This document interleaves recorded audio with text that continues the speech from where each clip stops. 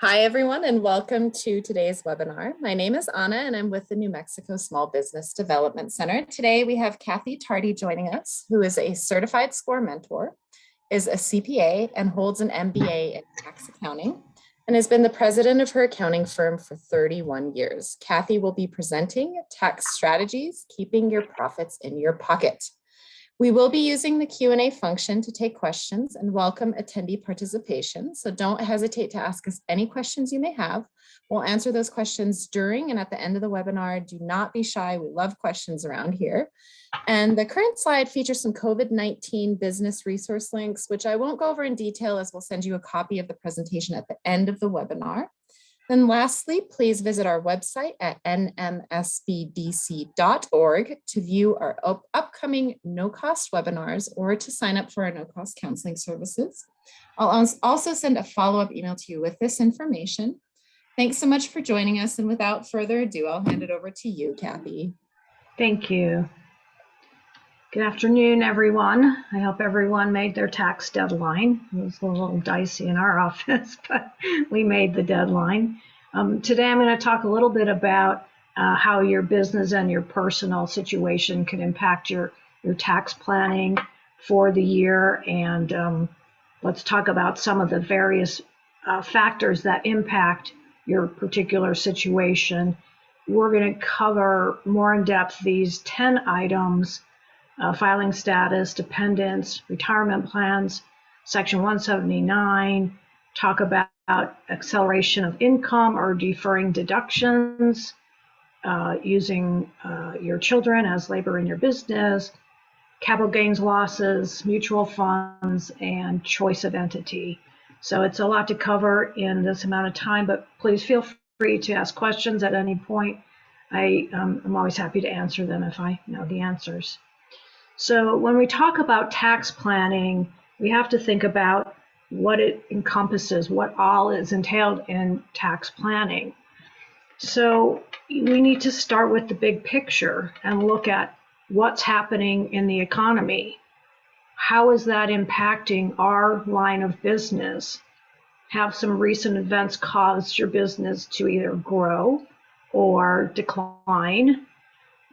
And what about related businesses, maybe your suppliers or other people that you rely on to make your business a success? And also look at inflation indicators.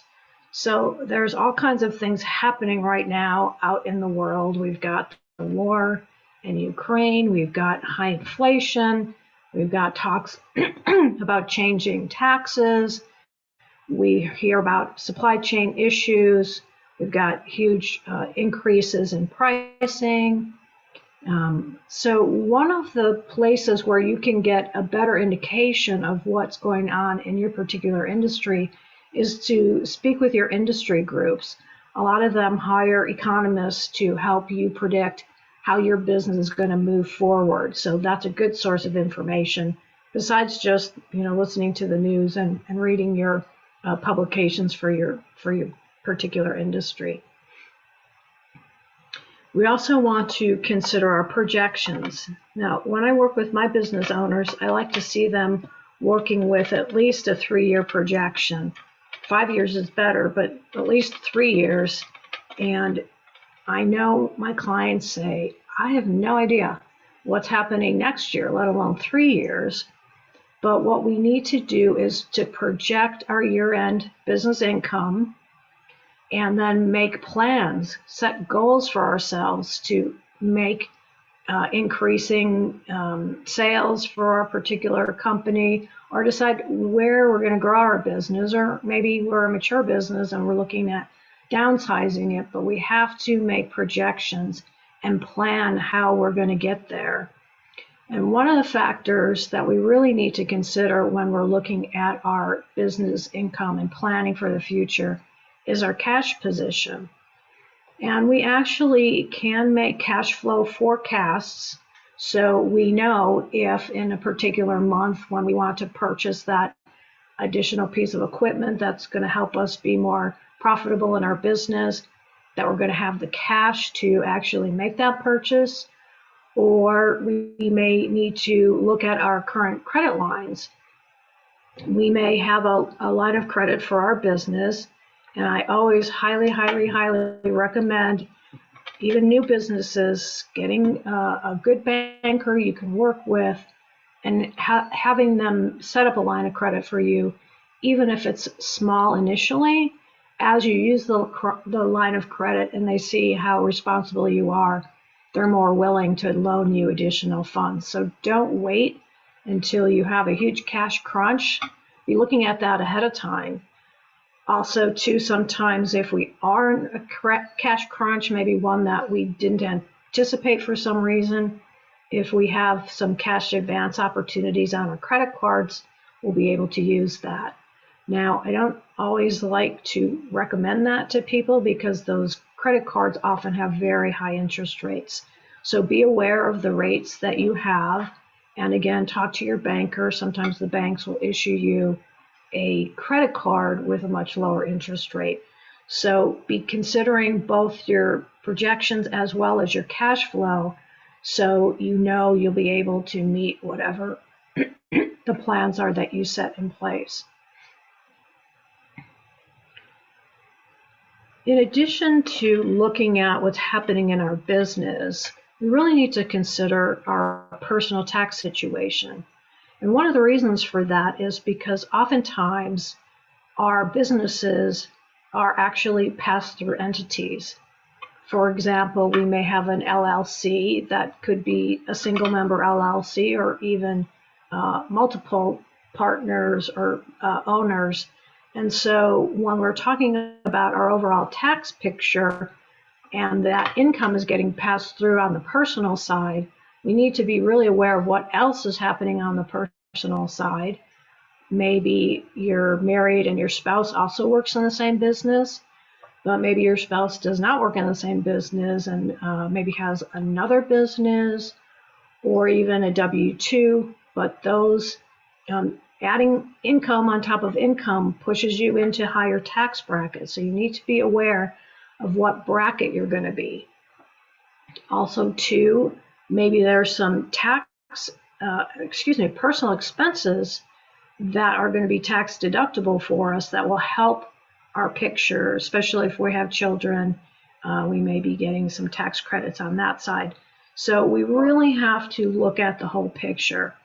Now, if you're just a Schedule C owner and the corporation, the C Corp, pays its own income taxes, you're still getting a W-2 or some kind of benefits from that C Corp. So again, you still want to be looking at your personal tax side as well. So what we really are trying to do here is to keep our profits in our pockets. So let's keep them in our pockets and away from IRS as much as we can legally. So the first item I wanted to talk about is, what is your filing status? And to some people, that's pretty obvious. They may be single, they may be married, and generally in a community property state such as New Mexico, married filing separate doesn't really get you any different rates. So we don't see that filing status selected a lot unless there's some specific reason for the two spouses to be filing separate. It may have some legal implications as well. But so we have single, head of household. And now oftentimes single people don't consider head of household, although they may actually be eligible. So generally for head of household status, you have to be unmarried and pay over half the cost of the home for a qualifying person. You know, there's certain tests and exceptions that you're going to meet, but it's something that you want to consider if you're unmarried, but do you have someone else living in your household? Of course, married filing jointly, married separate, which actually has the highest rates. But we need to consider other factors as well, besides what the actual statuses are, because for divorce, for example, your filing status is what you are as of the last day of the year. So if you get divorced on December 30th, on December 31st, you're single. So you may have a shift at the very last day of the year. Also, too, in community property states, you may have to be splitting that community income for part of the year, even though you're filing single at that point. And also, too, of course, there may be some separate property involved. So those years can be a little bit complicated for filing your taxes. You may also have had a birth of a child during that year. So if you're single and you have a child, guess what? Maybe now you qualify for the head of household status, which is very favorable. Or perhaps you actually moved in a parent to your home and they are your dependent, and you could file as a head of household with a dependent parent. So something to think about. One of the things we have to consider is who actually is a dependent. And now that seems like it used to be really simple. You provided over half the cost of the support for a dependent child. Well, now there's actually two different kinds of people or groups of people that could be dependents. One is a qualifying child. The other would be a qualifying relative. So for both of these statuses, the individual you're trying to claim as a dependent must be either filing single, married filing separately, or they can file married joint, but only to get back the return of withheld taxes, not to actually pay any income taxes. They need to be a citizen at least for part of the year, or a U.S. national or resident alien, Canadian or Mexican citizens are allowed to be dependents as well. And of course, you have to provide over half the support for the taxpayer. But the qualifying child is slightly different from a qualifying dependent. It has to be a son, daughter, stepchild, foster child, adopted child, or direct descendant, such as grandchildren, or it actually can be a brother or sister, half brother, sister, step sister, step brothers, or descendant of one of those. So really there's quite a few individuals who could be a dependent of you. There's an age test, and the individual must be under 19 or under age 24 and a full-time student. So generally college students have graduated by 24. So even if they are, in college and staying in the dorms or have an apartment, they still are considered as living with you, and so they would meet that test for lived with you for over half the year. And also, generally, there's exceptions for certain things that might occur if they have some kind of military service, or like a child passes on or is born during the year, and different reasons why that might not be the 6 months test, but something to be considering. The other dependent could be a qualifying relative. Now, it can be all of the same people, basically, as the first slide, pretty much, but you can include parents, grandparents, other direct ancestors, aunts and uncles, in-laws. So again, there's a lot of people who could be your dependent. They do need to have their principal place of abode living with you for more than 6 months of the year. Again, there are some certain exceptions. Now, the one key thing to keep in mind for a dependent is, even though they're living with you, they may not make more than $4,300 in, it says 2020, that's actually 2021. Excuse me, 2022. I think I opened up the wrong slide deck. That's my one wrong slide. And so their gross income may not be more than $4,300 in 2022. So they have to earn less than that. So going along with these dependents are the child or dependent tax credit. And as you probably are aware, with the COVID tax law changes, there were some special rules for 2021, 2022 for various types of credits. So actually for 2021, there was an advanced child tax credit. And so you would receive the funding early instead of getting it when you filed your tax return. But for 2022, the child tax credit is going back to how it was in prior years. There's a $2,000 credit per child and $500 credit for these other dependents, and they're non-refundable. There is a phase out of the credits as your income gets higher, but it's fairly significant. So the modified adjusted gross income for married filing jointly, the credit phases out when you hit $400,000 of adjusted gross income, and it's $200 is the phase out for any other filing status. There is a refundable portion of the child tax credit, and it is projected to be $1,500 per child for 2022. So the credit actually is broken up into two parts, one being the non-refundable portion, meaning you have to have significant or enough income tax to get that portion, and then the $1,500, which actually is refundable. So even if you owe no tax for that year, you would still get that refund for that child tax credit. So moving on to a different point on my 10 top items for tax is retirement plans. And this goes for even brand new businesses. I like to see everyone contribute at least something to their retirement, because as you're probably aware, they grow. The market's been, it has its ups and downs, but if you're investing in the market overall, it has been up for as long as the market's been in existence, essentially, if you keep your money in the whole time. So anyway, you can be more conservative, invest in bonds and CDs and things, but still you should be saving for your retirement. So one of the things when we're looking at retirement plans is we want to be able to maximize our contributions for, of course, long-term retirement, but also look at what tax bennies we might get with the different plans.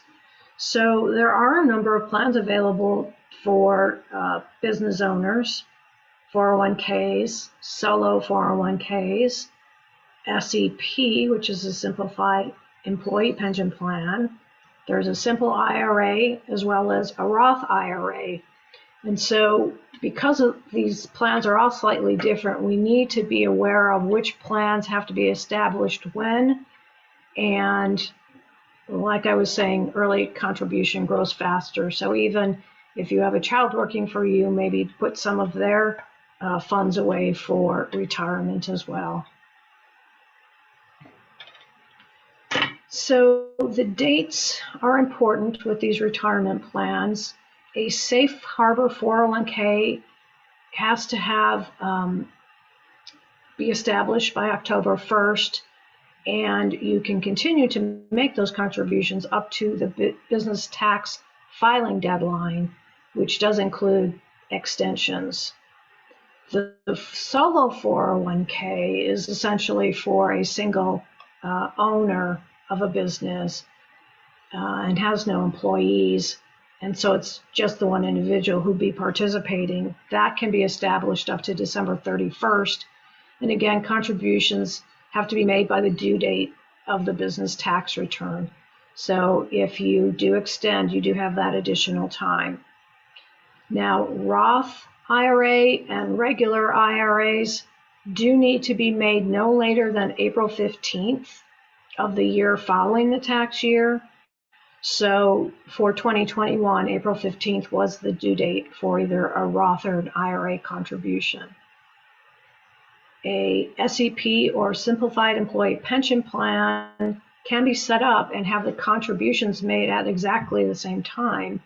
But of course, give yourself a little time to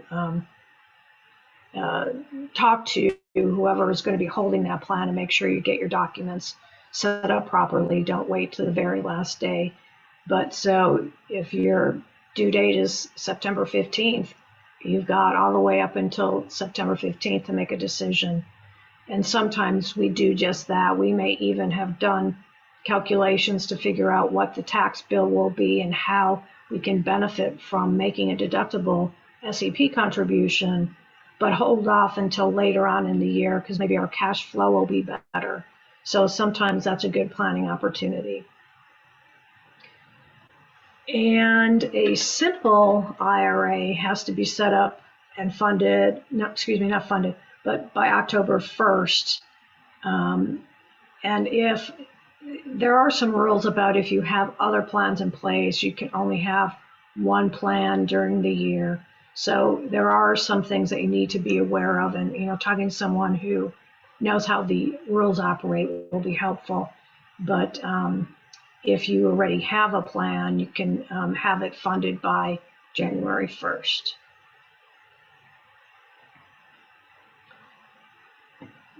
And again, I just want to reinforce, don't wait until the last minute if you're thinking of doing some retirement contribution, because although you may have some extended dates that you can make contributions to, sometimes your broker who you may be trying to set up your plan through may have some specific deadlines for their companies, and when's the last date they can actually set something up. So I usually tell people that, don't wait till the end of September to start thinking and doing, give yourself at least 30 days ahead of time, and generally more, because you want to be doing planning. That's what we're talking about here today, not just kind of reacting at the last minute. Now, there are maximums of the amount that you can contribute to these different plans. The 401k is the most that you can contribute, and you can contribute up to $67,500. If you're under 50, it's $61,000. But you can make the $20,500 deferral plus the $6,500 catch up if you're 50 and over. So that's the $27,000, and the balance can be made as an employer contribution. So these are all tax deductions. So if you can put in the additional, what was that, about 40,000 as a deductible retirement expense to your company, that's a huge tax savings. But remember, cash flow, we've got to have the cash to do it.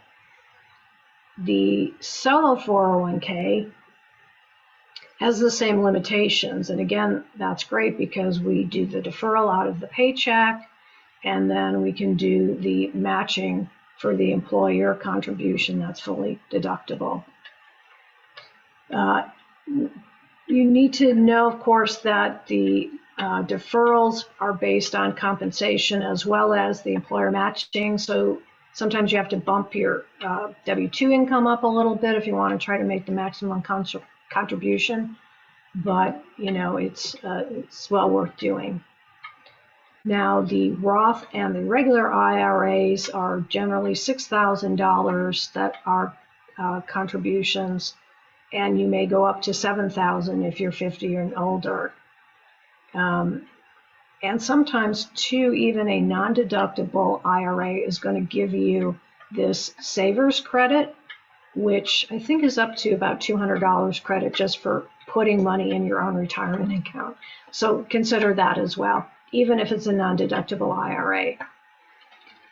The SEP, you can contribute up to 20% of your self-employed income. So that would be if you're a Schedule C worker, and you can contribute up to 20% of your net income on your Schedule C. Or if you have a SEP plan in an S Corp, it would be up to 25% of the gross income box on your W-2. The simple is limited to $14,000 plus $3,000 for the 50 and older, or up to 100% of compensation, which sometimes works. It depends on, what your compensation is. Sometimes what is the best plan for you. And again, that requires some planning. to be sure you're in the right plan for you by the end of the year. Cathie, we have a question about retirement contributions. Would you like me to tell you that question now or hold off until the end? Oh, no, sure, let's take it. Okay, so it says, if we decide to make additional retirement contributions, do they need to be the same for all employees? Or can we contribute more to owners' plans? We are an S Corp. Well, it depends on what type of plan you have. So simple plans, simple and SEP plans, it says exactly everyone will get the same. So those are maybe less desirable if you have a lot of employees. But the 401k can be a great advantage, especially if you have a safe harbor 401k, because individuals who don't participate don't get contributions, which is also the same for a simple, but some of these have these safe harbor contributions. So you would make some kind of contribution. Generally, it's like 2 or 3% of compensation, but only if they're participating. So if you go SEP, if you take 25% of owner's comp, it's 25% of employees' comp too. So we generally don't recommend that plan for companies that have employees, but the 401k is really nice. And sometimes the simple is good if you don't want to make these much larger contributions. Because again, if you don't participate in the simple, you don't get a contribution. So I hope that sort of answers a little bit about what you're asking. Is there any follow-up question on that, or does that make sense? I don't see anything yet. I'll let you know if anything comes in. Okay. Thank you. All right, so let's switch topics here. Let's talk about special expensing, or what we call Section 179. And I know a lot of you know about this. It's the one special rule that the car dealerships like to talk about for buying your big truck before the end of the year. But what Section 179 is instead of, excuse me, let me step back for 1 minute. IRS says that if you purchase anything that's going to last for longer than 1 year, you will capitalize it and depreciate it over its life. So for example, computers, they may be a 3-year life according to the IRS tables. So if you bought a computer, you would capitalize it on your balance sheet, and maybe it cost you $1,500, and then you would get a third of that cost over the next 3 years. That's regular depreciation. But there's a special rule that says that you can expense the whole thing, and that's the Section 179. Now for 2022, you can purchase up to $2.7 million worth of equipment and still qualify to get the special expensing. You are limited though up to $1,080,000. So some items you may choose not to take 179 on, and so that's the difference between these numbers would be you can purchase them, but you can only 179 up to this 1,080,000. And you can't just buy it by the end of the year. You actually have to place it in service. So you need to plug it in, turn it on, send an email if it's a computer. You have to have actually used it by December 31st. It used to be if you had a rental property, you were not allowed to elect Section 179, but they changed the tax rules a few years back, and you are now eligible if you have a rental property to make this 179 election. One of the things I tell my clients is let's make sure we actually need the asset. So we're not just trying to create tax deductions and we end up with equipment we don't really need. So let's consider that. And also, of course, consider our cash flow and financing options. So if it's something that we need and we don't have cash flow, but we've talked to our banker and we know we could get the money to purchase it, those are all things that we needed to be planning ahead of time. And one of the things that we want to consider is too the cash flow. So maybe even if we can put it on a credit card for even maybe a few weeks and then pay it off, but we know we have the cash flow to pay it. But could be a really wonderful opportunity to push that deduction into a year. The other thing too to consider is that even if we do end up financing it with the bank, even though we don't pay for it all this year, since we purchased it and we have a loan for it, we can still take the whole Section 179 election, even if we're still making those payments. Now, one of the things I wanted to talk about too, along with this Section 179, is bonus depreciation. So earlier I said, for example, on a computer, if you've got a 3-year life, you depreciate something over those 3 years. Well, the government likes to play with the tax laws. As we know, they change all the time. And so a couple of years back, they implemented bonus depreciation. Now, we haven't really seen a lot of bonus depreciation. It used to be, I would say, probably 20 years ago when there actually was some bonus depreciation opportunities, but they did put it back in place. And as you can see here, through 2022, we have 100% bonus depreciation.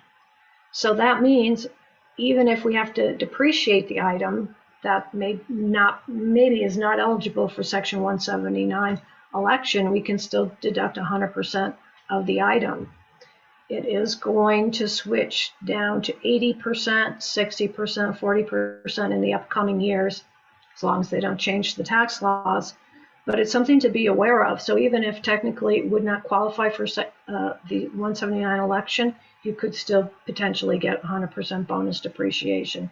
So there's a lot of opportunities. They wanted to encourage businesses to get equipment and things that they really needed.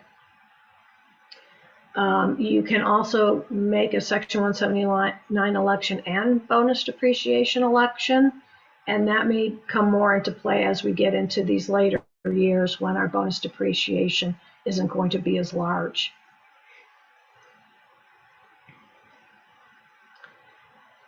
Another thing we want to consider when we're talking about tax planning is what's happening to income tax rates. Do we think 2022 is going to have higher rates than 2021? And if we do, how are we going to react to that? Now, I did put in this one item for the first bullet point here, state and local taxes. They basically changed, used to be able to deduct any state and local tax, but they placed a limitation on it a couple of years back. So now the most you can deduct is $10,000. They talk periodically about changing that rule back and opening it up because the states were very unhappy when the feds put that into place. And there's actually been some state tax law changes that allow you to pay sort of like a withholding tax through your pass-through to certain states and sort of get around this 10K limitation. So it's something that you should definitely be thinking about.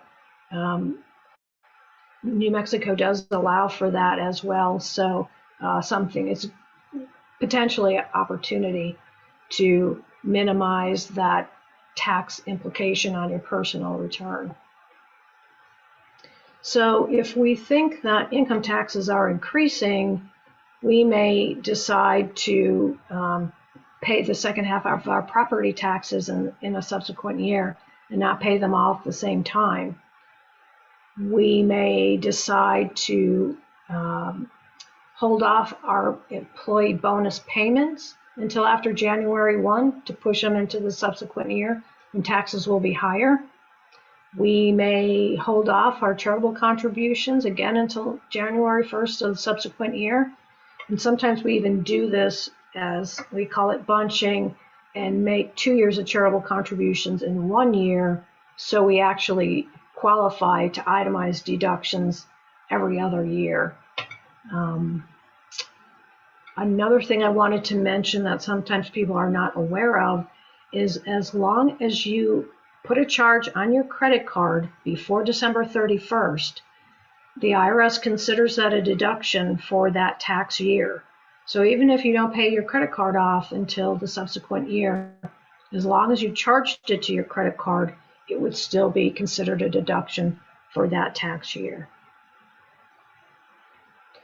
Now, on the other hand, if we believe tax rates are going to be decreasing, then we want to basically take the opposite stance and maybe pay things off early and don't delay.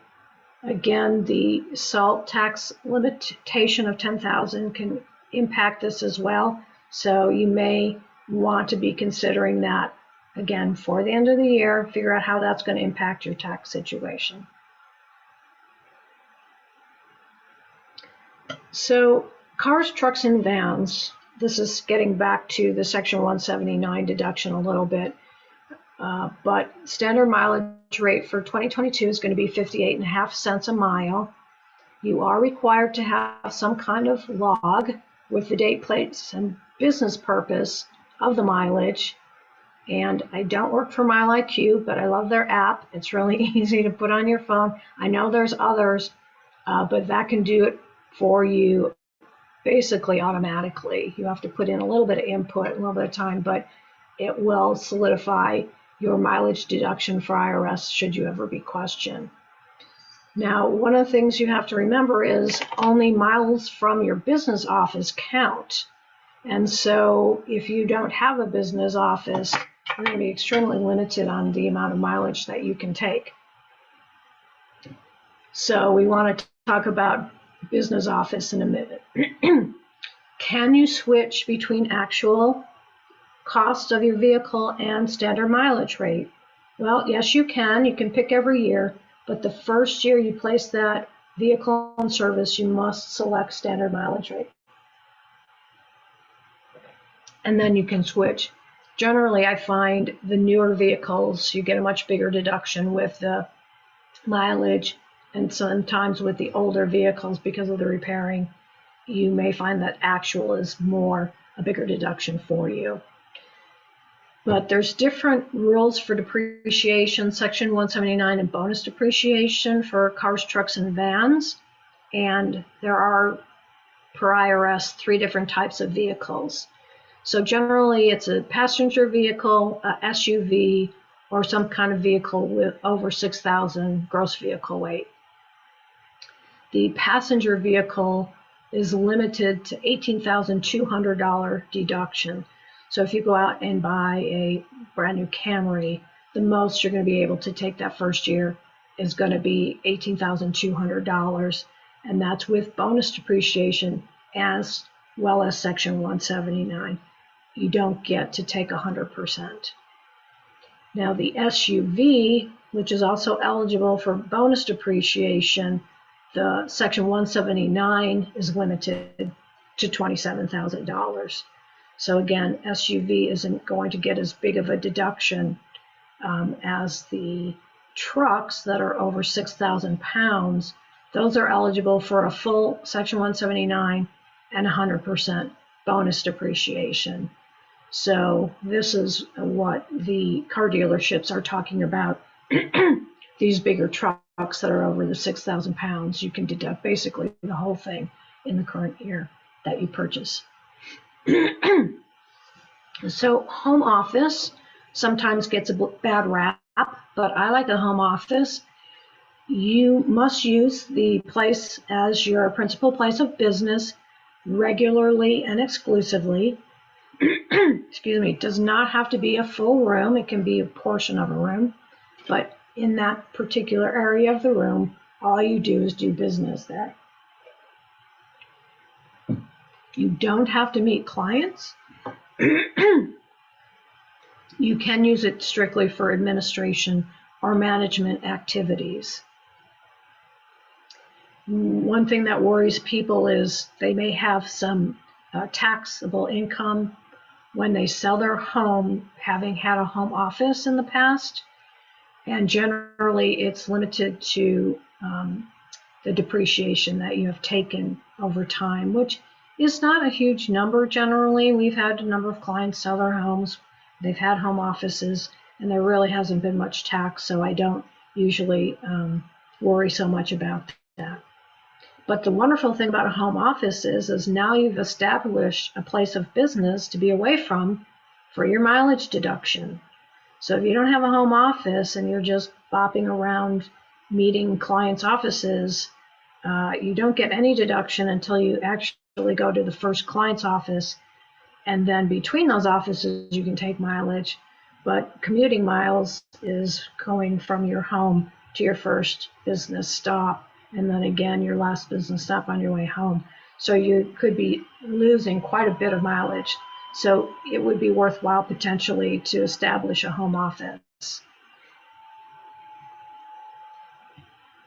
There is a safe harbor method because generally when you take a home office, you look at the square foot of the home office to your square footage of your entire home, heated space, and then use that percentage to take a portion of your mortgage interest, your real estate taxes, your homeowner's insurance, all your utilities, some of your repair bills, that kind of thing.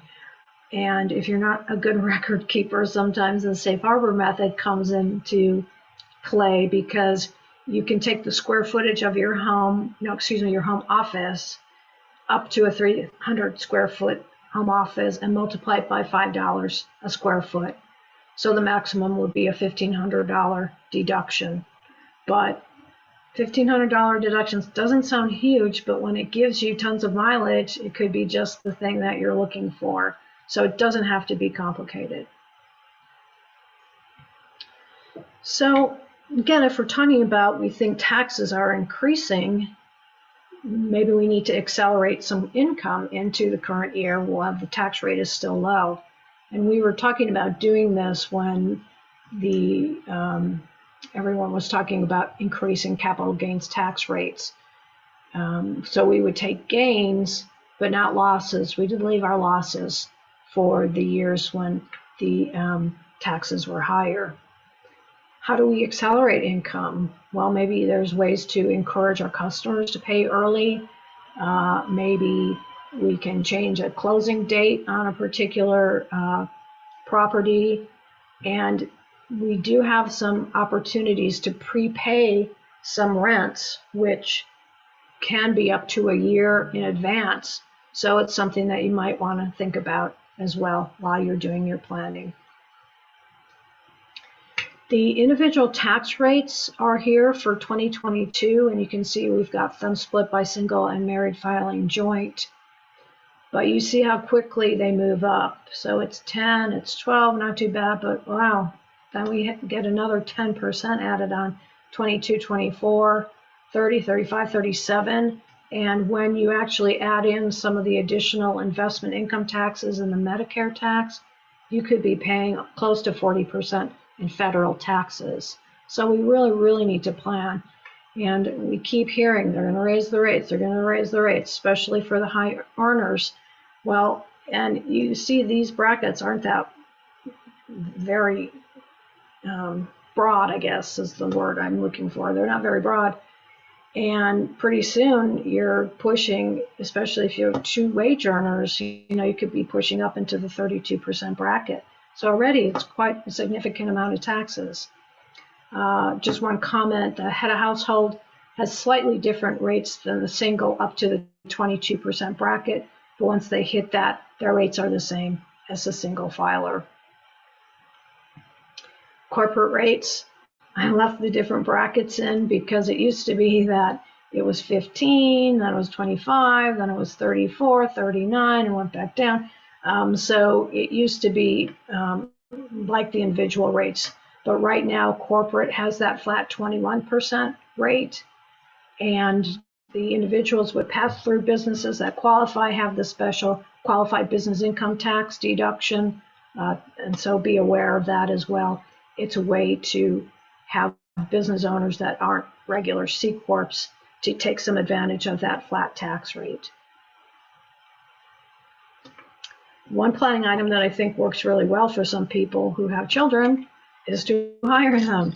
And we want our kids to be doing things that are actually worthwhile, and we want to pay them reasonable compensation. But if they can claim themselves, they actually can shelter over $12,000.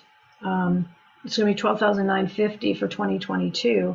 So sometimes this is a way we can pay the kids and sort of get a tax deduction for paying for college. I know college is more than that now, but a portion, okay? Reasonable compensation, the income to the kids is eligible for an IRA deduction. I think I mentioned that earlier. Another technique we use sometimes to shift income is to actually gift income producing assets to our children. Sometimes this works really well if we have maybe a rental property that's generating income and we gift it to our kids that are 18 years or older. Maybe we own it at the college they're attending and they're renting to their friends. So we're keeping their income in a much lower tax bracket than ours. Now, something to consider if your children have investment portfolios and they're earning interest and dividends. If they have less than $2,300, they don't have to use the parent's tax bracket. But if they're over, we're not getting that tax benefit that we were hoping for. So we have to carefully plan. We like to look at our portfolios and look at some of our losers because maybe we want to sell those. But again, I say talk to your broker. What do they think? Is it something you really want to hang on to? Maybe you sell it at a loss and buy it back after wash sale rules have passed, so you can generate a little bit of a loss to put on your current year. But, look at the values and the purchase prices, and of course, talk to your advisors for that before you make that decision. The current capital gains tax rates are 0, 15, and 20%. Yes, I did say 0. So 0 for a single individual up to $41,675. That's when they would jump into the 15% bracket. And then into the 20% bracket if they were over this $459,750. We see different rates for married filing jointly, different for head of household.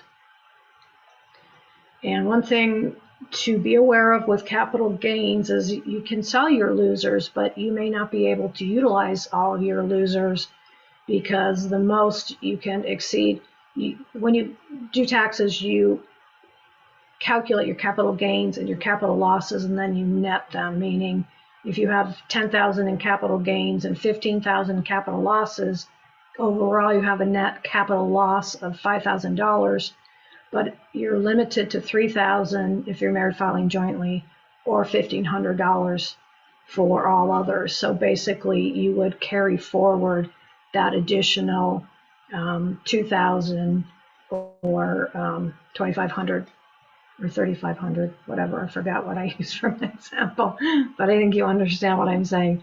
There would be a carry forward of that loss to the subsequent years, so you wouldn't lose it. Timing for mutual funds is important because sometimes when you buy in towards the end of the year, you just bought yourself a little tax bill because they're declaring and paying out their capital gains. So be aware of when the gains are calculated and when they're allocated, and 2, when dividends are paid. And one of my favorites too is choice of entity. Who should be paying the taxes? Is it a C Corp or an individual? What options do we have with LLCs? What kind of tax are we paying on the accrual basis or on the cash basis? So this is something I tell people that you can always take a look at. Even if you made a decision 10 years ago to be an LLC, doesn't mean you have to be an LLC forever. You can make S Corp elections, even C Corp elections, if those work best for you. So planning and talking about your options definitely still makes sense, even if you've already made an election. Accrual versus cash reporting. Generally, people want to be on the cash basis because if they pay for it or they get paid, then they know exactly what their tax bill is. But sometimes that doesn't work so well. And actually, an accrual basis is going to give you better matching and maybe a lower tax bill. So that's an election you make on your first filed return. So that can be very important to be considering. For an accrual basis reporter, even though they may accrue an expense on their books, they have to pay it within 2.5 months of year end, or else they're not actually eligible for that deduction. And you are not allowed to make deductions for any related party accruals. So should you change your entity? Generally, they're effective for a subsequent year.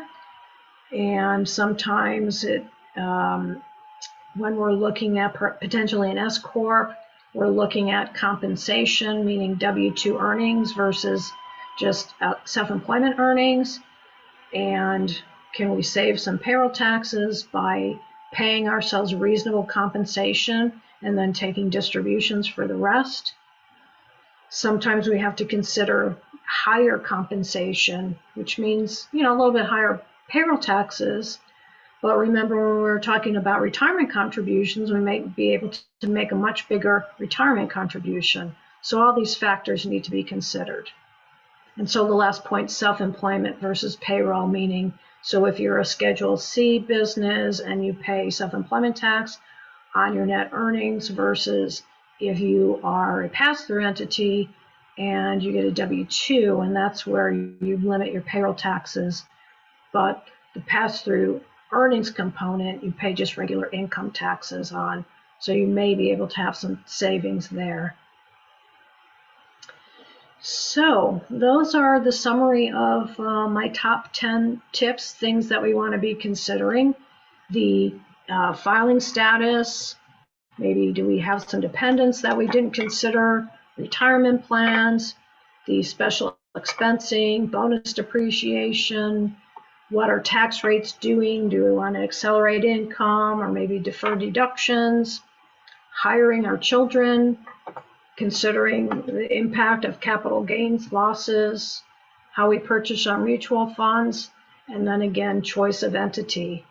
So we really are trying to do things to help keep our profits in our pockets and not with IRS. So that concludes my portion of the presentation for today. Do we have any more questions or comments or things I could be helpful with? I don't see any questions. That being said, please don't be shy. We do love questions around here, and we've got a little bit of extra time. So, but yeah, Cathie, don't see anything here.